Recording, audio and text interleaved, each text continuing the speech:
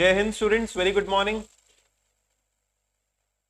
आज हम लोगों की इकोनॉमिक्स की फर्स्ट क्लास है for CUET.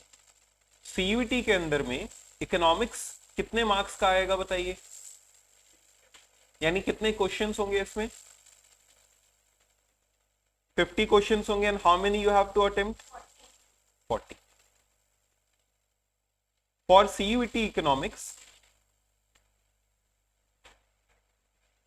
You will have 50 questions, and out of these 50 questions you have to attempt 40 questions. For those who are taking my class for the first time, my name is C. Ankit Ilha and I'll be taking your classes in CUET for economics as well as for some portions of general studies. तो economics के अंदर में 50 questions हैं, इसमें से आपको 40 attempt करने होते हैं। इकोनॉमिक्स के सिलेबस में आपके 3 पार्ट्स हैं। एक है आपका मैक्रो इकोनॉमिक्स। मैक्रो इकोनॉमिक्स के अंदर आप वो सारे के सारे चैप्टर्स पढ़ेंगे जो कि आपने क्लास 12th में पढ़े थे, ठीक है। जैसे नेशनल इनकम, आप नेशनल इनकम पढ़ेंगे, उसके जो रिलेटेड एग्रीगेट्स हैं वो अगेन कवर्ड अप नहीं है, आपके क्लास 12th में भी उतने कवर्ड अप नहीं थे। जैसे आपने ये सब टर्म सीखा था, प्राइवेट एक्सपेंडिचर, पर्सनल एक्सपेंडिचर, सब उतना अधिक हो सकता है आईसीसी बोर्ड ने पढ़ा था, लेकिन एज सीबीएसई में नहीं था। और हमारे सिलेबस में भी उतना रिलेटेड एग्रीगेट्स नहीं है, लेकिन सारे मेथड्स हैं। जैसे नेशनल इनकम कंप्यूट करने के 3 मेथड्स होते हैं, value added method, income method, product method, expenditure method, ये सारे मेथड्स हैं इसमें, प्लस कुछ बेसिक टर्म्स हैं वो है। Then we will have Indian economics. Indian economics के अंदर में इन टोटल 10 चैप्टर्स हम लोगों को पढ़ने होंगे। जो सीबीएसई बोर्ड के हैं और उन्होंने 2-3 चैप्टर्स नहीं पढ़े थे क्योंकि वो सीबीएसई के सिलेबस से रूल आउट हो गए थे, सीयूईटी के सिलेबस में आपको 100% पढ़ना पड़ेगा। जैसे पॉवर्टी करके एक चैप्टर था जो कि सीबीएसई के सिलेबस से हटा दिया गया था, है ना, लेकिन वो भी अभी आपको पढ़ना रहेगा। And then you will have micro economics. Micro economics के अंदर में डिमांड और utility and basic of micro economics, यही सेक्शंस रहेंगे। Demand, utility, basic of micro economics, इतना ही रहेगा। यानी माइक्रो इकोनॉमिक्स पूरा नहीं है, माइक्रो इकोनॉमिक्स में 2 ही 3 चैप्टर है, फिर उसके बाद इंडियन इकोनॉमिक्स है और माइक्रो इकोनॉमिक्स है पूरा पूरा। ये हमारा सिलेबस है। हम लोग इसी सीक्वेंस में भी चलने वाले हैं स्टूडेंट्स। सबसे पहले हम आपको मैक्रो इकोनॉमिक्स पढ़ाएंगे, देन इसके बाद इंडियन इकोनॉमिक्स पढ़ाएंगे, after that will be learning micro economics, ठीक है। मेरी इकोनॉमिक्स की क्लासेस एवरी ऑल्टरनेट डे होती हैं, like today is which day? Wednesday, so will be having economics classes on Monday, Wednesday and Friday, ठीक है। And similarly logical reasoning के लिए मैंने आपको बताया था, will be having classes, logical reasoning का मतलब जनरल स्टडीज वाला जो पोर्शन है आपका, will be having classes on Tuesday, Thursday and Saturday. Economics के लिए हम लोग अपनी बुक रेफर करेंगे, ठीक है।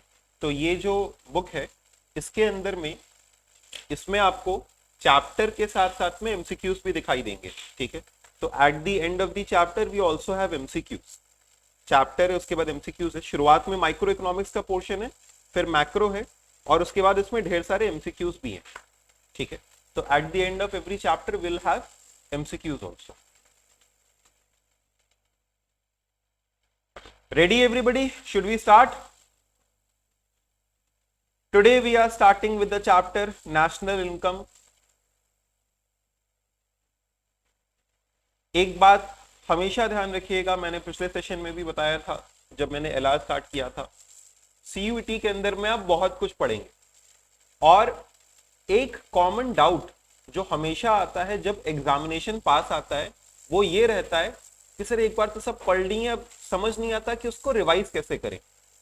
तो इसके लिए बहुत एसेंशियल है वो सीक्वेंस जिसमें हम लोग पढ़ रहे हैं। अभी हम लोग एक सीक्वेंस में पढ़ रहे हैं, जैसे मान लीजिए मैं आपको पहले नेशनल इनकम पढ़ाऊंगा, फिर मनी एंड बैंकिंग, फिर उसके बाद सो ऑन, जो चैप्टर्स होंगे वो। तो ये सीक्वेंस बहुत इंपॉर्टेंट है। इस सीक्वेंस में आप जो क्लासेस करेंगे, जो आप अपनी सेल्फ स्टडी करेंगे, फिर रिवाइज भी आप इसी सीक्वेंस में करेंगे। तो जब रिवाइज करेंगे तो क्या करेंगे, अपने नोट्स को पलट के देखेंगे।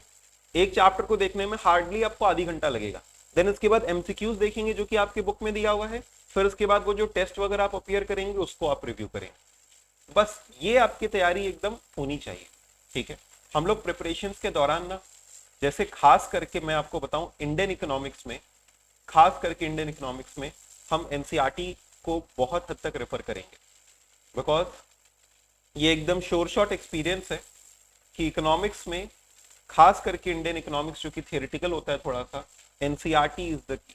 मतलब एनसीईआरटी आप रेफर करिए और एनसीईआरटी में से ही कहीं ना कहीं आएगा। तो will be referring the 100% part of NCERT as well. Book में भी हमने उन पोर्शंस को इंक्लूड किया है, अलग से भी हम उन पोर्शंस को इंक्लूड करेंगे, ठीक है। चलिए starting with national income. National income, first of all let us understand the term GDP. What is GDP? Gross Domestic Product.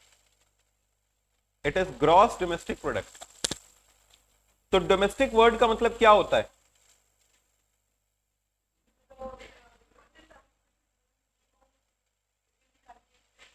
With in the territory है ना? With in the economy word ज्यादा बेहतर होगा। तो विद इन दी इकोनॉमी जो भी है वो डोमेस्टिक है। ये बताइए, अगर कोई फॉरेन पर्सन, अगर कोई जापानीज पर्सन आता है इंडिया के अंदर में आकर के वर्क करता है, इंडिया में आकर के एक हाई स्पीड ट्रेन बनाता है, उसके बदले उसको 2 करोड़ रुपए दिए जाते हैं, क्या वो हमारे जीडीपी में आएगा? आएगा। वो जापानीज पर्सन है, आएगा, क्योंकि उसने सर्विसेज कहां पे दिया है? इंडिया में। तो एनी गुड और service which is produced with in the territory, whether by a resident और बाय अ नॉन रेसिडेंट, बोलो, any goods and services produced with in the economy, whether by a resident और bye a non resident. हम लोग देखो short में चीजों को लिखेंगे, बहुत लेंदी वे में नहीं लिखेंगे। तो let us quickly move forward. GDP के अंदर में डोमेस्टिक शब्द का मतलब होता है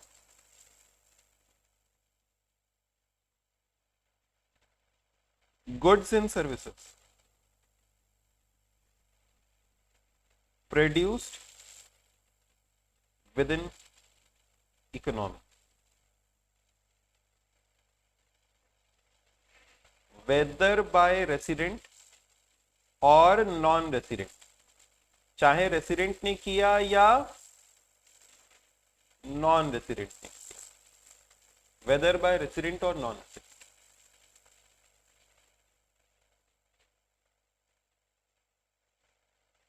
ठीक। अब इसमें एक सवाल आना चाहिए कि सर हमारी इकोनॉमी का मतलब क्या होता है? हमारी इकोनॉमी का मतलब होता है हमारी टेरिटरी, जो हमारी डोमेस्टिक टेरिटरी है वो हमारा लैंडमास, ठीक है। हमारी इकोनॉमी का मतलब होती है हमारी टेरिटरी, ठीक है। प्लस प्लस दुनिया भर में कहीं भी हमारी एम्बेसी है वो हमारी टेरिटरी का पार्ट है। दुनिया भर में कहीं भी हमारी एम्बेसी है वो हमारी टेरिटरी का पार्ट है। इंडिया के जो शिप्स और वेसल है वो हमारी टेरिटरी का पार्ट है। अभी हाल ही में हम लॉ पढ़ा रहे थे सेशन में, ठीक है, फॉर कंपनी सेक्रेटरी स्टूडेंट। उसमें इंडियन पीनल कोड था और इंडियन पीनल कोड में बड़ी मजेदार बात लिखी हुई थी कि अगर इंडिया से चलने वाली जो शिप है उस पर तुम कोई क्राइम करो तो तुम्हारे ऊपर इंडिया का कोड अप्लाई करेगा। यानी भले वो शिप चलते चलते पहुंच गई तुम्हारा इंग्लैंड, यूके, लेकिन वहां पर भी इंडिया का लॉ अप्लाई करेगा अगर इंडियन शिप पे कुछ हुआ है तो Indian ship is a part of India. तो Indian ships, Indian vessels, Indian aircraft और इंडिया की एम्बेसी दुनिया भर में कहीं भी है वो इंडिया का पार्ट है। मतलब अगर तुम इंडिया के वेसल में काम, वेसल समझ रहे हो, जहाज, तुम इंडियन जहाज में काम करते हो, ठीक है, उसमें कुछ भी काम कर रहे हो, तुम कहीं भी किसी भी देश में हो, इंडिया के अंदर सर्विसेज रेंडर कर रहे हो। समझे कि नहीं समझे बताओ। अच्छा, इंडियन एम्बेसी में काम कर रहे हो, इंडियन एम्बेसी इज इन कौन सा तुमको, Russia, Indian embassy is in Russia, ठीक है। तो बताइए जो आपको सैलरी मिल रही है क्या वो इंडिया की जीडीपी का हिस्सा होगा? Yes, Indian embassy anywhere in the world is a part of India. तो अच्छा ये बताओ quickly, tell me fast, a Russian working in Indian embassy is getting salary. Russian working in Indian embassy in Russia is getting salary. तो बताइए उसको क्या India की GDP में इंक्लूड करेंगे? यस। आप सिंपल समझो, वर्ड क्या पूछ रहा है, डोमेस्टिक इनकम का हिस्सा है या नहीं है। तो एक खुद से एक ही सवाल पूछो, क्या इंडिया में सर्विस दिया गया? तो हमने कहा इंडियन एम्बेसी, हाँ इंडिया में सर्विस दिया गया। तो भाड़ में गया कि वो रशियन था, अमेरिकन था, किसी दूसरे प्लैनेट का था या इंडिया का था। अगर इंडियन एम्बेसी में सर्विस दिया गया, इंडिया के अंदर सर्विस दिया गया, इंडियन शिप या वेसल में सर्विस दिया गया, तो it will be considered as a part of domestic income. So what is domestic income? Any good या service produced in domestic territory, यानी इंडियन इकोनॉमी। तो इट इज टेरिटरी प्लस क्या? Ship, vessel, aircraft,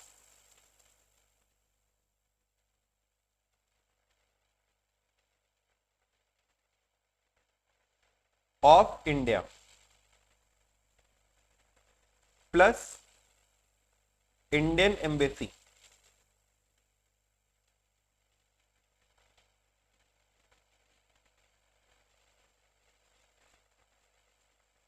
anywhere in the world, दुनिया में कहीं भी हो। ठीक,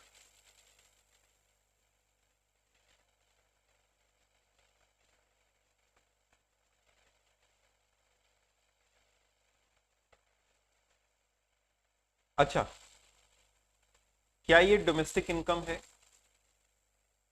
डोमेस्टिक इनकम है?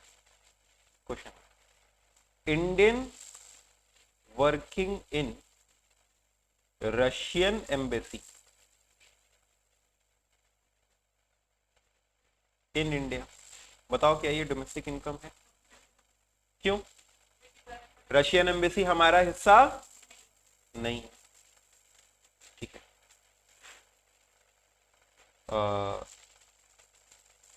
जापानीज वर्किंग इन इंडिया, बताइए है कि नहीं है? यस, क्योंकि इंडिया के अंदर है। Japanese working in Indian embassy in Japan, बताओ क्या ये डोमेस्टिक इनकम है? यस है। अब इतने से अपना कॉन्सेप्ट क्लियर हो गया होगा, इतने से कॉन्सेप्ट क्लियर हो गया डोमेस्टिक का मतलब। ठीक, अगला टर्म है अपना नेशनल। इसको जल्दी से आपने लिख लिया क्या? अगला टर्म है हमारा नेशनल।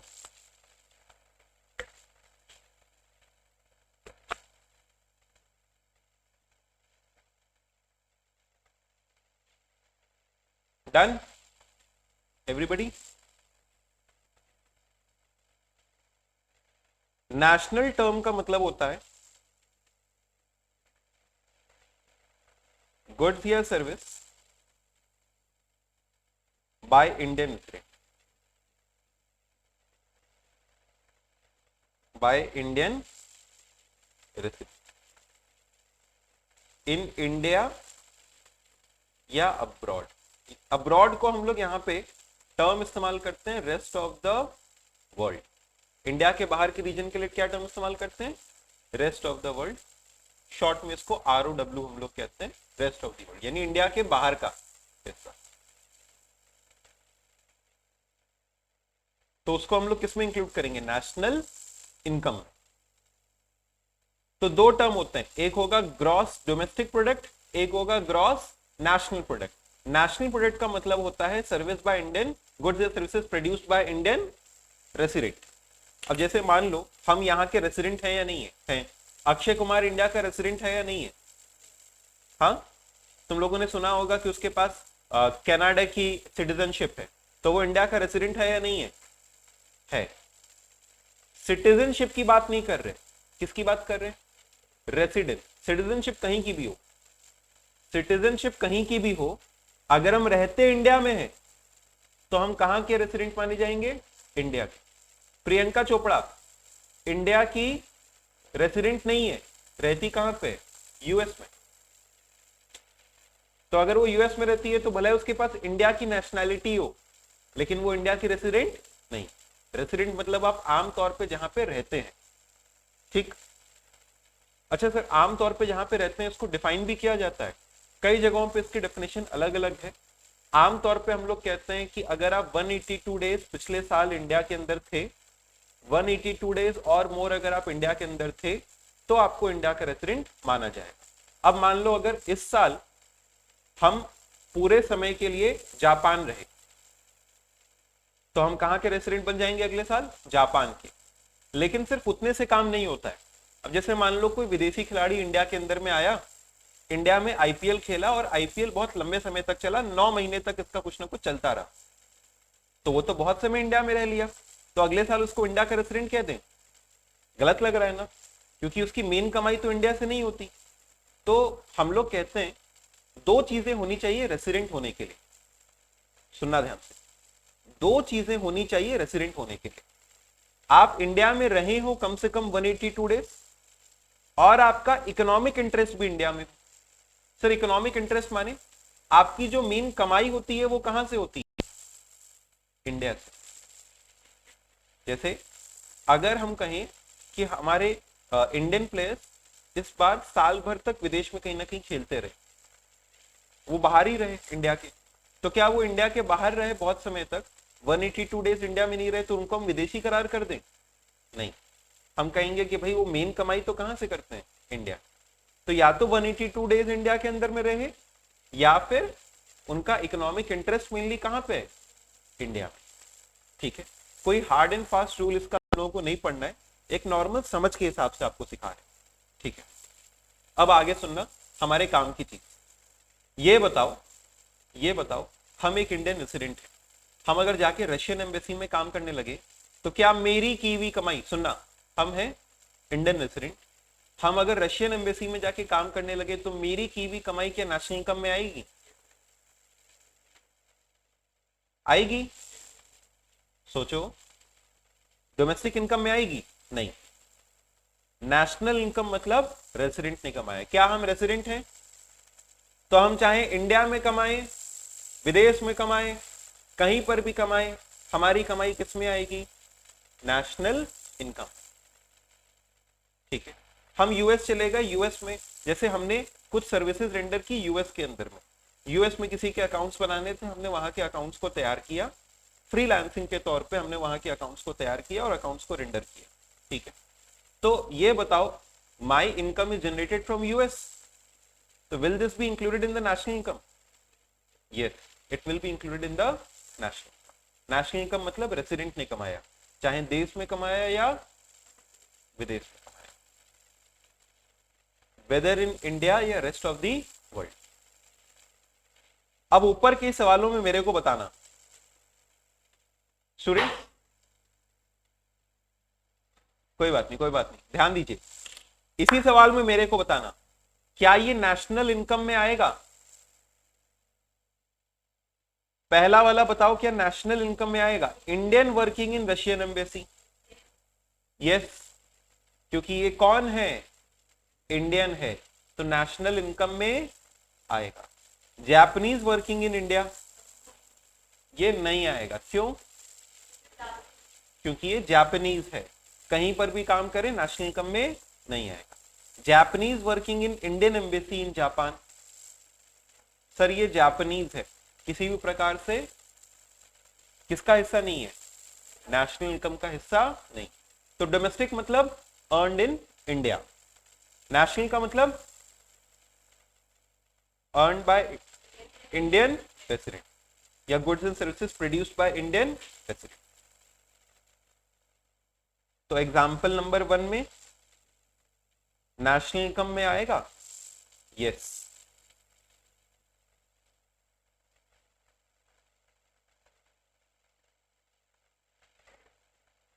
एग्जाम्पल नंबर 2 में आएगा? नो। और 3 में भी?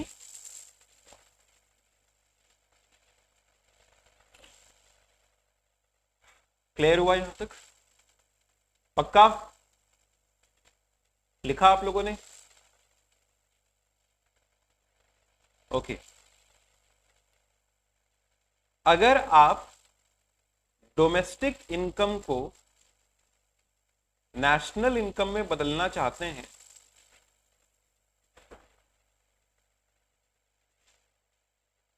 तो आपको फ्रॉम अब्रॉड से आने वाली इनकम जोड़नी होती है। दो टर्म्स होते हैं, मेरी बात को ध्यान से सुनना, हम एक एग्जाम्पल के तौर पे समझाते हैं। Everybody please see this carefully. ये है यूएसए, ये है इंडिया।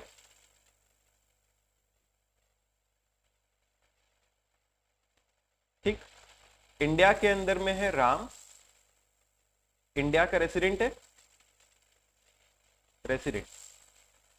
ये 10 लाख रुपए कमाया। यहां पे है हैरी, हैरी इंडिया का नॉन रेसिडेंट है, इसने 5 लाख कमाया।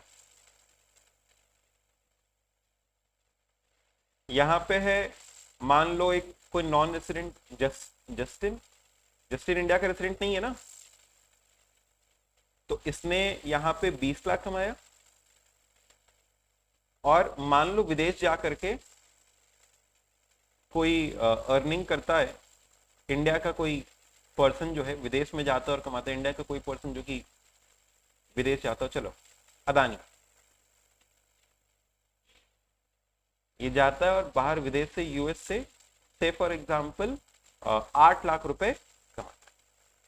ठीक है, बताइए ये हमारा रेसिडेंट है। ठीक है, अब अगर मैं तुमसे कहूं कि डोमेस्टिक इनकम बताओ, तो डोमेस्टिक इनकम क्या है? इंडिया के अंदर हुई कमाई। इंडिया में कितनी कमाई हुई? 10 और 5 15। अगर मैं तुमसे कहूं नेशनल इनकम बताओ, तो नेशनल इनकम माने रेसिडेंट्स की कमाई। रेसिडेंट की कमाई कितनी है बताओ? 10 और 8 18। अब देखो फिर से एक बार बोल रहे हैं, डोमेस्टिक कितना है? 10 और 5 15 लाख। नेशनल कितना है? 10 और 8 18। हमको दिखाई दे रहा है कि जो फर्क है इनके बीच में, ये 15 और 18 का, ये 5 और 8 के कारण है। डोमेस्टिक इनकम में ये इंक्लूड हुआ और नेशनल इनकम में ये इंक्लूड हुआ। पहले बताओ यहां तक आया? अब अगर मुझे इस डोमेस्टिक इनकम को नेशनल इनकम में बदलना है तो हमको दो टर्म्स की जरूरत है। एक है फैक्टर इनकम फ्रॉम अब्रॉड और दूसरे को कहते हैं factor income to abroad. Factor income from abroad और दूसरा क्या है? Factor income to abroad. बताओ अदानी जो कमाएगा यूएस में लेके तो इंडिया में आएगा, इसे कहते हैं फैक्टर इनकम फ्रॉम अब्रॉड। बोलो factor, speak out, factor income from abroad. जो हैरी इंडिया के अंदर में कमाया वो तो यूएस लेके चला जाएगा, वो तो वहां रहता है, इसे कहते हैं फैक्टर इनकम टू अब्रॉड।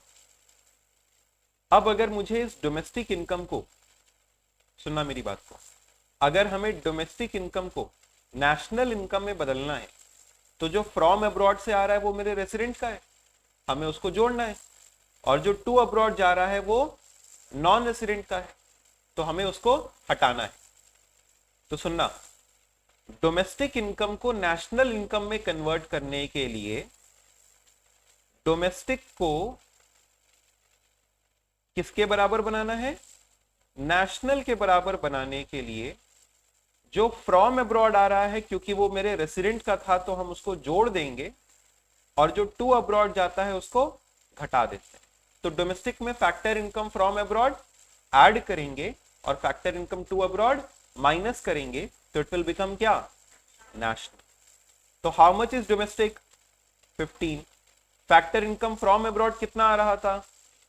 8। और टू अब्रॉड कितना जा रहा था? 5। देखो अब ये कितना हो गया? 18। अरे सर यही तो करते थे हम लोग। आपको ये मतलब समझ में आया कि क्यों हम लोग डोमेस्टिक को नेशनल बनाने के लिए ये सब कर रहे थे? डोमेस्टिक को नेशनल बनाने के लिए जो फ्रॉम अब्रॉड आ रहा है उसको जोड़ दो और जो टू अब्रॉड जा रहा है उसको माइनस कर दो। क्या इसके पीछे की थोड़ी लॉजिक या थोड़ी रीजनिंग आपको क्लियर हुई? ठीक है, हम चाहते हैं कि इन फॉर्मूलाज के पीछे का थोड़ा थोड़ा नॉलेज, थोड़ा थोड़ा कॉन्सेप्ट आपको दे दें, ताकि बाद में आप इसको और अच्छे से एनालाइज कर सकें। एक बार इसको नोट करिएगा, फिर हम आपको इसके पीछे के क्वेश्चन प्रैक्टिस करवाते हैं। तो हमको दो टर्म्स देंगे, या तो ग्रॉस डोमेस्टिक प्रोडक्ट या फिर ग्रॉस नेशनल प्रोडक्ट। एग्जाम्पल के तौर पे इसको नोट करिए पास।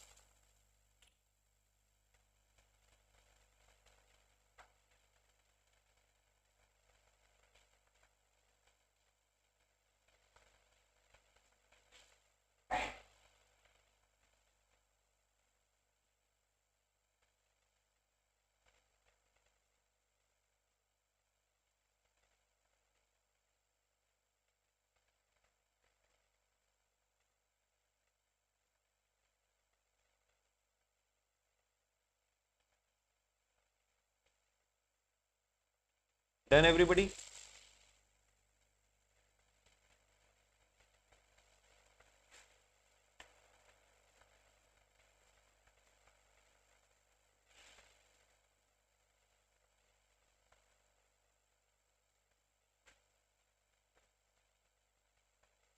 देखो आप लोग इतना अच्छा नहीं बना पाओगे सेम डायग्राम, तो जैसा ऐसा आप लोग बना पा रहे हो वैसा बना।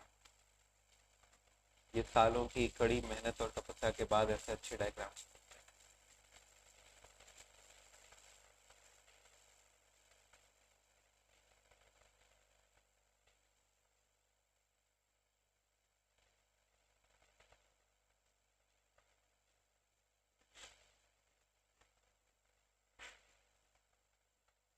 डन।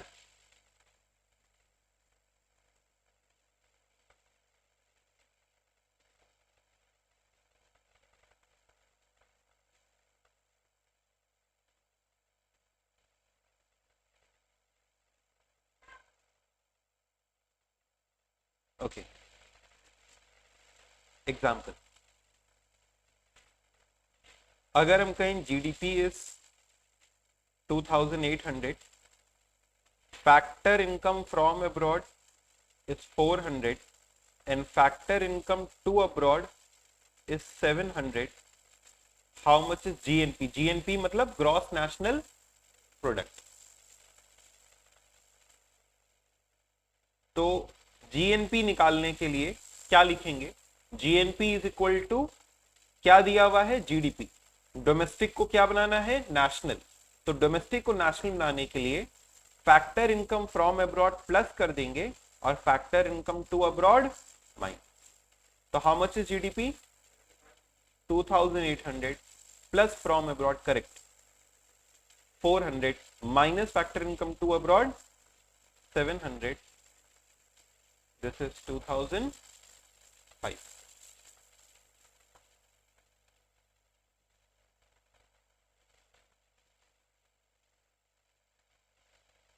अनदर एग्जांपल, इस बार अगर हम कहें GNP is equal to 1400, factor income to abroad is 250, factor income from abroad is 200, बताइए ग्रॉस डोमेस्टिक प्रोडक्ट कितना हो जाएगा? अब इसको याद रखो, डोमेस्टिक को नेशनल बनाने के लिए from abroad plus to abroad minus, तो नेशनल को डोमेस्टिक बनाने के लिए ठीक उल्टा, ठीक उल्टा, मतलब फ्रॉम अब्रॉड माइनस और टू अब्रॉड प्लस। 1450, 1450 कितना ही आ रहा है?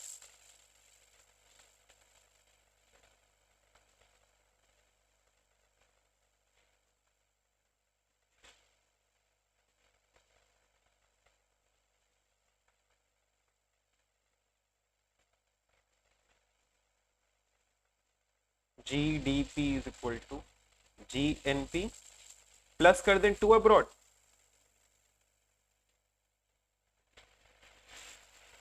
और माइनस कर दें फ्रॉम अब्रॉड। तो 1400 प्लस 250 माइनस 200 इज 145,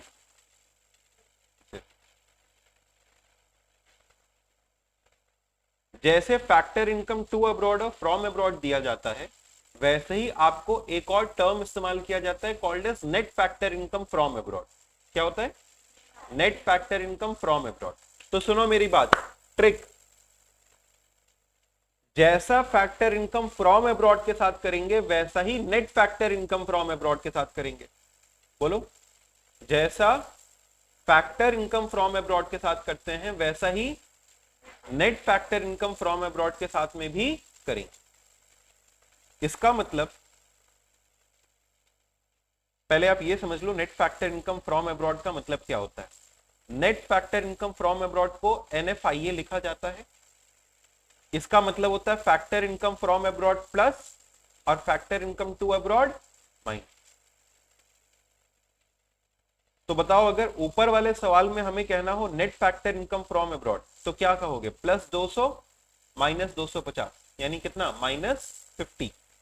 तो net factor income from abroad का मतलब क्या होता है? जब भी कोई शब्द आए नेट, लिसन, जब भी कोई शब्द आए नेट, नेट का मतलब ही होता है कुछ घटा के। नेट प्रॉफिट, ग्रॉस प्रॉफिट में से इनडायरेक्ट खर्चे घटाते हैं तो we get net profit. Net का मतलब ही होता है घटा के। जैसे हम लोग कहते हैं नेट करके बताओ ना, मतलब डिस्काउंट करके बताओ कितना आ रहा है। तो अगर हम आपको दें GDP 1800 and net factor income from abroad -200, तो ये क्या है? NFIA, net factor income from abroad. अब डोमेस्टिक को नेशनल बनाने के लिए हम लोग क्या करते थे? Factor income from abroad plus करते थे। तो net factor income from abroad भी क्या करेंगे? प्लस। अगर factor income to abroad minus करते थे तो net factor income to abroad भी क्या करेंगे? माइनस। ठीक है, एक बार आइए इसको लिखिए। GNP इज इक्वल टू फिर क्या हो जाएगा? GDP plus net factor income from abroad, यानी 1800 प्लस -200। 1800 -200 कितना हो जाएगा?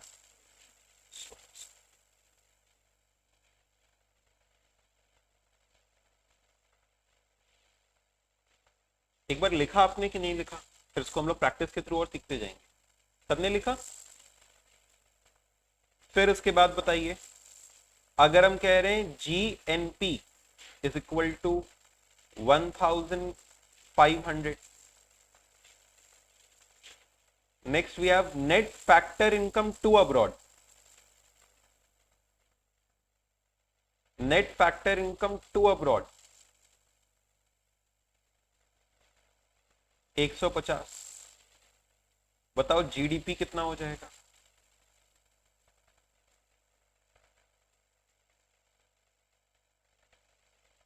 बताइए, नेशनल को डोमेस्टिक बनाने के लिए from abroad plus, to abroad minus. तो डोमेस्टिक को नेशनल बनाने के लिए टू अब्रॉड प्लस करते हैं ना। अगर टू अब्रॉड प्लस करते हैं, नेशनल को डोमेस्टिक बनाने के लिए टू अब्रॉड प्लस करते हैं, तो net factor income to abroad भी क्या करेंगे? प्लस करेंगे। तो ये क्या हो जाएगा? 1650, 1650 GNP plus net factor income to abroad, it will be 1500 plus 150. This will be equal to 1650. Clear है ये सभी को? पक्का?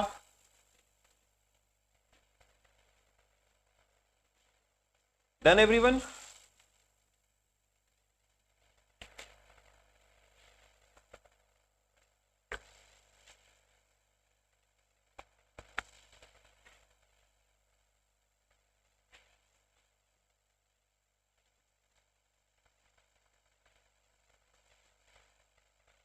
ओके, नेक्स्ट देखना। नेक्स्ट, अच्छा नेक्स्ट अब एग्जाम्पल नहीं, बताइए जीडीपी का मतलब क्या है? Gross national product. अभी और इसके ऊपर ढेर सारे क्वेश्चंस करने हैं हम लोग को मोहित, ठीक है, वो प्रैक्टिस चलती रहेगी, बट और कुछ एक दो कॉन्सेप्ट्स को मिला करके। तो जैसे मान लो जीडीपी का मतलब हमने सिखाया ग्रॉस डोमेस्टिक प्रोडक्ट, जीएनपी का मतलब सिखाया ग्रॉस नेशनल प्रोडक्ट। वैसे ही ग्रॉस की जगह पे एक और टर्म हो सकता है विच इज नेट। तो ग्रॉस और नेट के बीच में जो अंतर होता है वो हमेशा कुछ माइनस करने का होता है। तो ग्रॉस में अगर आप डेप्रिसिएशन क्या कर देंगे, माइनस, तो you will get net product, और नेट में अगर डेप्रिसिएशन प्लस कर दें तो क्या बन जाएगा, ग्रॉस प्रोडक्ट। तो बताओ अगर हम कहें कि जीडीपी जीडीपी 1600 है और डेप्रिसिएशन 200 है, तो एनडीपी कितना हो जाएगा, 1400। क्लियर है कि नहीं है, 1600 माइनस 200, 1400। अच्छा अगर मैं आपसे कहूं एनएनपी 1800 है और डेप्रिसिएशन 300 है, तो व्हाट इज जीएनपी। अच्छा एनएनपी का पूरा नाम बताना, net national product, GNP gross national product. अंतर कहां पे, केवल नेट और ग्रॉस। तो नेट को ग्रॉस बनाने के लिए क्या करें, डेप्रिसिएशन प्लस, क्या हो जाएगा 2001। तो डोमेस्टिक को नेशनल बनाना है, नेशनल को डोमेस्टिक बनाना है, ग्रॉस को नेट, नेट को ग्रॉस।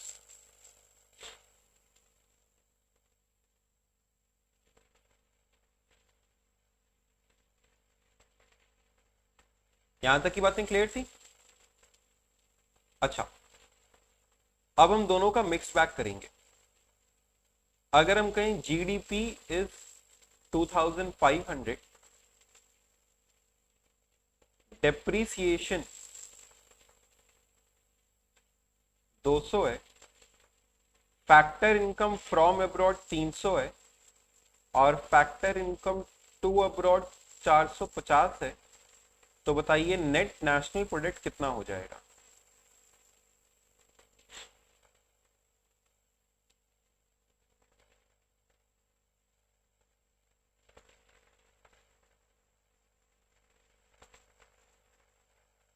लिख करके करेंगे सब लोग, हाँ लिख करके करिएगा please. N N P is equal to GDP, gross में माइनस करिए क्या, डेप्रिसिएशन, डोमेस्टिक में क्या प्लस करेंगे और क्या माइनस करेंगे। तो how much is GDP minus depreciation कितना, plus factor income from abroad minus factor income to abroad. बताओ ये आया कि नहीं आया।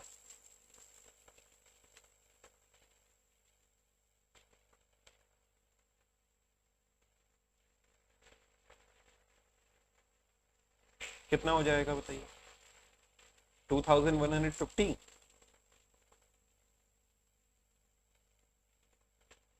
ठीक, आ रहा है सबको। चलो ये वाला सवाल देखते हैं कौन करता है।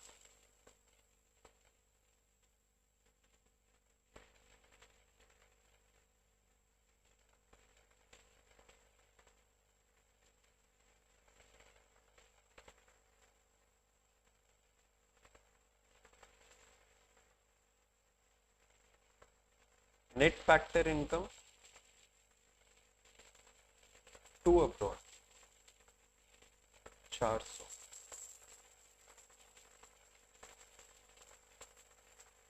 जीडीपी जीडीपी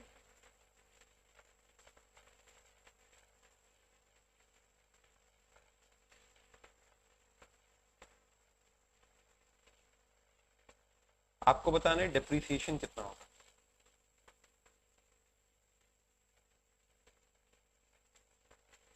हिंट, अगर आप ये इक्वेशन लिख करके करेंगे तो आपको आसानी से आपका जवाब मिल जाएगा।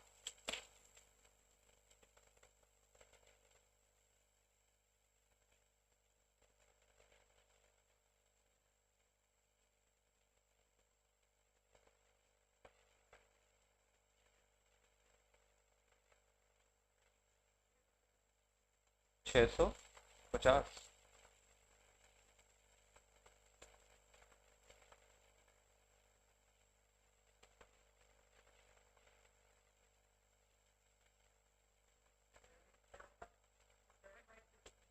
हाँ जी बिल्कुल। कितना आ रहा है?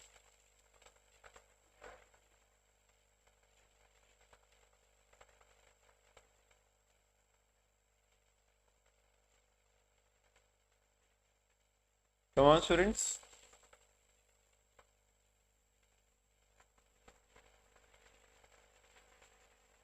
N N P is equal to G D P. अब ये बताओ, ग्रॉस को नेट बनाने के लिए क्या लिखेंगे? Minus depreciation. डोमेस्टिक को नेशनल बनाने के लिए फ्रॉम अब्रॉड प्लस और टू अब्रॉड माइनस। यही ना करते हैं? तो इसका मतलब हो जाएगा 2000 is equal to 2750 minus depreciation minus 400। तो डेप्रिसिएशन इधर जाएगा तो प्लस हो जाएगा। किसी का और आंसर आ रहा है? तो ये क्या हो जाएगा? ये 2750 minus 400 is 2350 minus 2000 is equal to 3। Exam में, सुनो मेरी बात, एग्जाम में या जब हम लोग कोई कॉन्सेप्ट सीखते हैं तो टाइम को सेकंड चैलेंज मानो। पहले आप उसको सही करने के पीछे रहो। ठीक है, आपने बिजनेस स्टडीज में सीखा है कि दो चीजें होती है, इफेक्टिवनेस और एफिशिएंसी। तो फिलहाल के लिए इफेक्टिवनेस रखो, फिर उसके बाद एफिशिएंसी पे काम करना। ठीक है, तो पहले अपने को सही करने पे ध्यान देना है, बाद में हम लोग फिर समय बचाने पे ध्यान देंगे या उसको मन में करने पे ध्यान। चलो, ये आया आप लोग को? क्लियर है सबको? ऐसा सवाल, मतलब हम कह सकते हैं अभी तक के तो सवाल बहुत आसान थे, ये सवाल भी आसान है, बस इसमें छोटी सी एक ट्रिक हम लोगों ने अपनाई कि जीडीपी या जीएनपी निकालने की जगह बीच का एक एलिमेंट निकालना था जिसका नाम था डेप्रिसिएशन।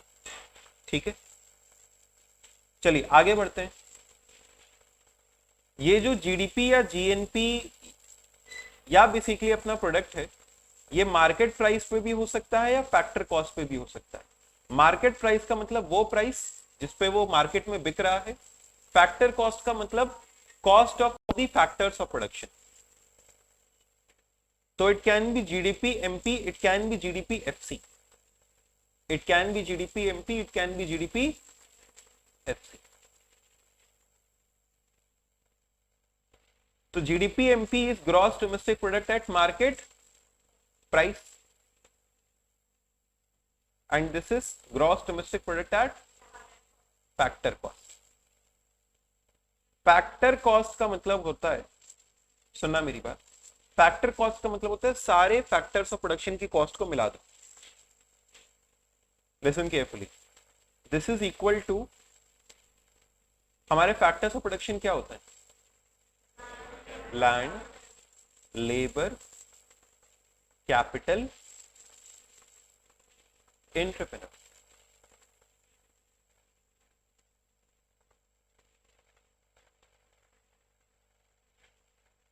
लैंड के बदले हम क्या पे करते हैं बताओ? लैंड के बदले हम पे करते हैं रेंट। लेबर को क्या देते हैं? Salary and wages. कैपिटल को हम लोग देते हैं इंटरेस्ट। और देखो यही खर्चे हैं, जब हम कहते हैं कैपिटल का इंटरेस्ट ना, तो बेसिकली पैसे से आने वाली सारे खर्चे इसमें इंक्लूड हो जाते हैं। बिजली, बत्ती, रॉ मटेरियल सब इसी में इंक्लूड हो जाता है। तो प्लीज डू नॉट थिंक कि सारे खर्चे नहीं आए, सारे खर्चे इसी में आ गए। इसके बाद इन खर्चों के बाद प्रॉफिट भी मिला दिया, तो आप कहेंगे सर प्रॉफिट मिला दिया तो सेलिंग प्राइस आ गया ना? नहीं, प्रॉफिट भी मैंने मिला दिया। 90 रुपए का बनाया था, 10 रुपया प्रॉफिट जोड़ लिया अपना, तो कितने रुपए का बेचने जा रहे थे? 100 रुपए। लेकिन जैसे 100 रुपए का बेचने जाते सरकार आके टैक्स लगा देती है। उसने कहा 18% टैक्स लगाओ, तो मैंने कितने का बेचा? 118। तो ये जो जोड़ के आता है प्रॉफिट, इसे हम कहते हैं फैक्टर कॉस्ट। क्या कहते हैं? Factor cost. This is called age factor cost, cost of all the factors of production. And what is GDP MP? It is factor cost में अगर आप इनडायरेक्ट टैक्सेस जोड़ दो तो, जैसे इनडायरेक्ट टैक्सेस जोड़ते हैं वैसे ही सब्सिडी माइनस भी करते हैं, तो it is plus indirect tax. और सब्सिडी से क्योंकि कम दाम देना पड़ता है, तो it is plus indirect tax minus subsidy. तो how to convert market price into factor cost या factor cost into market price. तो देखना, market price is equal to factor cost plus indirect tax minus, speak out, minus subsidy. Clear है सबको ये?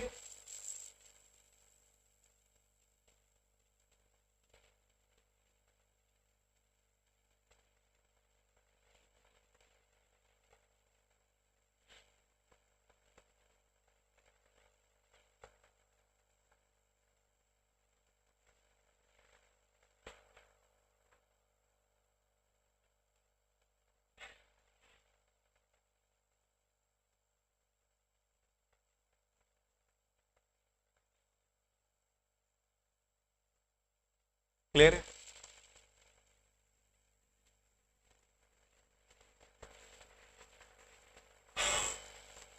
चलो बताओ, GDP MP, ये GDP FC लिख देते हैं, चलिए, is equal to 2800 indirect tax 200 subsidy 30, तो जीडीपी एमपी कितना होगा?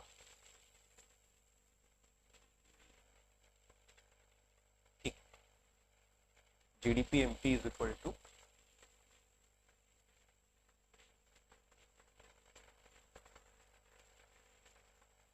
GDP FC plus indirect tax minus subsidy. तो how much is GDP FC? 2800 plus 200 minus 30। Clear everyone? अच्छा, ये बताओ, NDPFC is equal to 3000, net factor income from abroad को NFIA लिखते हैं, that is equal to minus 200,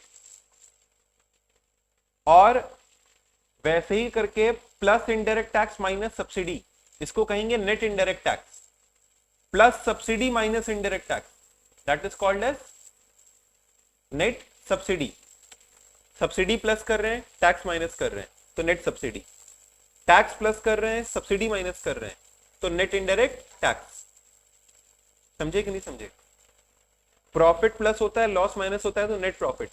उल्टा कर दो तो नेट लॉस। खैर, अपने को बुद्धि सिर्फ इतनी लगानी है, एकदम स्ट्रेट फॉरवर्ड बुद्धि लगानी कि भैया अगर नेट इनडायरेक्ट टैक्स दिया है तो जो इनडायरेक्ट टैक्स के साथ करते थे वही नेट इनडायरेक्ट टैक्स के साथ करेंगे। जो नेट सब्सिडी दिया है तो जैसे सब्सिडी के साथ करते थे वैसा ही नेट सब्सिडी के साथ करें। समझे कि नहीं समझे? तो मैंने यहां पे आपको दिया, मान लो नेट इनडायरेक्ट टैक्स 150, आपको फाइंड करना है NNP MP.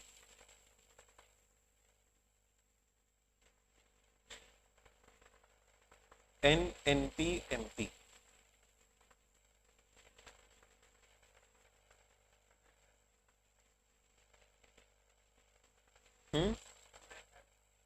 2950।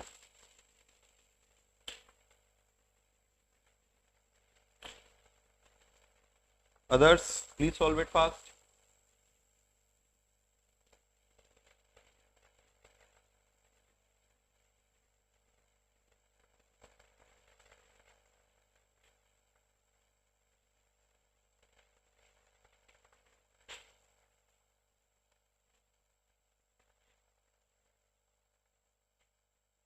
Done. NDPFC is 3000. Domestic को नेशनल बनाने के लिए क्या किया जाए बताइए? Net factor income from abroad. Factor cost को मार्केट प्राइस बनाने के लिए टैक्सेस जोड़ दें, तो हमको तो नेट इनडायरेक्ट टैक्स दिया है तो नेट इनडायरेक्ट टैक्स जोड़ दें। एनडीपीएफसी कितना? 3000 plus NFIA minus 200 plus net indirect taxes यानी सर एक चीज को लेना होता है, देखना होता है इसके बराबर बनाने के लिए क्या करना है। जैसे एनएनपीएमपी पूछा है तो एनडीपीएफसी लिखो और देखो कि इसको इसके बराबर बनाने के लिए क्या करना है। तो ये कितना आ रहा है 295। क्या ये सबको क्लियर हुआ?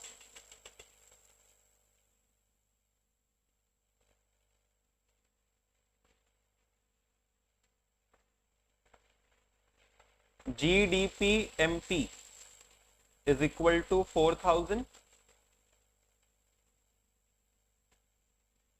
net factor income to abroad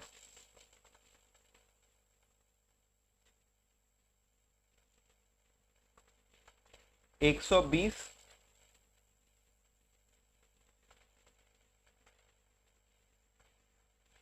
fixed. अच्छा, डेप्रिसिएशन के और भी दो नाम होते हैं, कौन से? कैपिटल कंजम्पशन अलाउंस या कंजम्पशन ऑफ फिक्स्ड कैपिटल। तो हम यहां पे वही लिख रहे हैं, fixed capital consumption.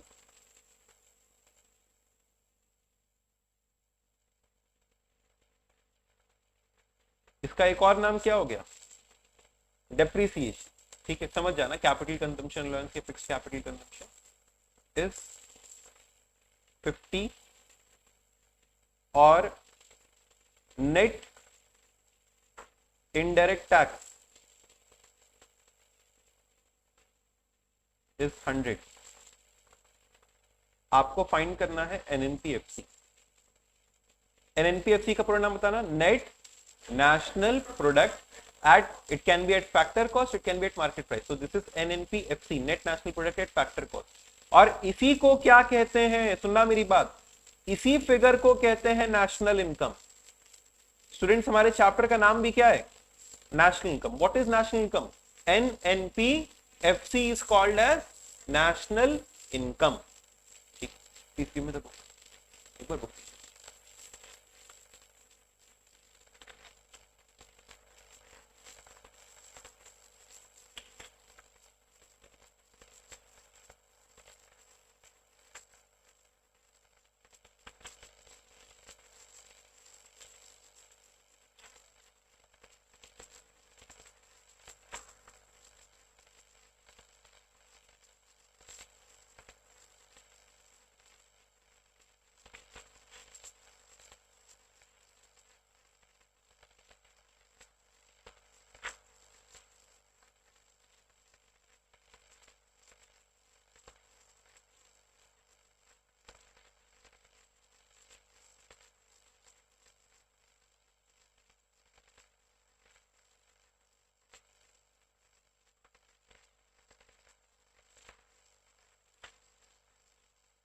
Dear students, listen carefully. ये आपकी इकोनॉमिक्स की किताब में, आपकी इकोनॉमिक्स की किताब में जो मैक्रो इकोनॉमिक्स का पोर्शन है, दैट इज पार्ट बी। इस पार्ट बी का जो पेज नंबर 12 है उसमें यूनिट 2 है। Part B page number 12 is unit 2. This unit 2 MCQs, it has got I think 20-25 MCQs है, कितने? नहीं, 29 MCQs, 30 MCQs है। ये 30 MCQs आपके लिए होमवर्क है। इसके अलावा कुछ मत ट्राई करिए, आपको केवल क्या ट्राई करना है, ये 30 MCQs कर लोगे। चलिए, इसका आंसर 3730।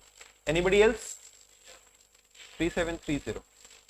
देखिए सभी लोग, एनएनपीएफसी इज इक्वल टू क्या दिया है? जीडीपीएमपी। ग्रॉस को नेट बनाने के लिए क्या करें? डोमेस्टिक को नेशनल बनाने के लिए क्या करें? प्लस करते हैं factor income to abroad, minus करते हैं फैक्टर इनकम, सॉरी, प्लस करते हैं फ्रॉम अब्रॉड, माइनस करते हैं टू अब्रॉड। तो यहां पे माइनस कर देंगे net factor income to abroad. Market price को फैक्टर कॉस्ट बनाने के लिए माइनस करेंगे टैक्सेस ना, मार्केट प्राइस में तो टैक्सेस जुड़े हुए हैं। फैक्टर कॉस्ट बनाने के लिए क्या क्या कर देंगे? टैक्सेस को माइनस, तो माइनस कर देंगे नेट इनडायरेक्ट टैक्स। तो जीडीपीएमपी कितना है? 4000 माइनस डेप्रिसिएशन कितना है? 1 50 minus net factor income to abroad 350. Only 50. Okay, got it. Net factor income to abroad, net indirect tax, how much?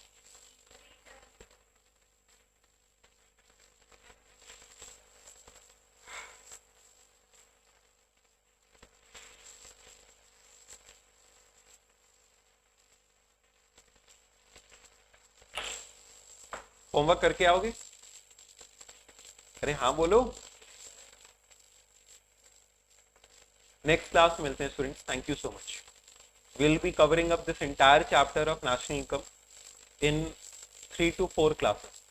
मतलब I have covered up one topic today. Next class will be on the method. There will be another class on the various, I can say, theoretical concepts of national income. Thank you everybody. Bye bye.